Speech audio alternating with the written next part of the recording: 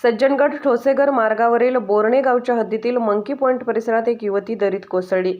Selfie काढण्याच्या नादात हा प्रकार घडल्याची चर्चा असून सातारा शहरानजीकच्या डोंगरभाग परिसरातील हा दुसरा अपघात आहे।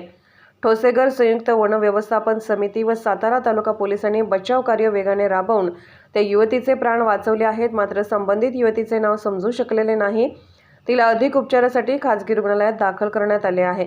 याबाबतची अधिक माहिती अशी की स्कॉर्पिओ वाहनामधून 5 पुरुष व 2 युवती ठोसेघरच्या दिशेने जात होते। सज्जनगड घाटामध्ये बोर्णे गावच्या हद्दीतील मंकी पॉइंटवर त्यातील एक युवती पावसामध्ये खाली उतरली। सेल्फी काढण्याच्या नादामध्ये ती युवती 100 फूट खाली कोसळली अशी परिसरात चर्चा होती। त्यावेळी गाडीतील सर्वांनी एकच गोंधळ केला। ही घटना सायंकाळी 7:15च्या दरम्यान घडल्याची माहिती आहे। या घटनेची माहिती कळताच ठोसेघर संयुक्त वन व्यवस्थापन समितीचे कर्मचारी प्रवीण चव्हाण, प्रथमेश जानकर, समाधान काकडे, प्रतीक काकडे, रामदास चव्हाण तसेच सातारा तालुका पोलीस स्टेशनचे अविनाश मांडावे व सागर मदने तातडीने घटनास्थळी दाखल झाले। खोल दरीमध्ये दोरखंड टाकून या कर्मचाऱ्यांनी त्या युवतीला सुखरूपपणे वर आणले।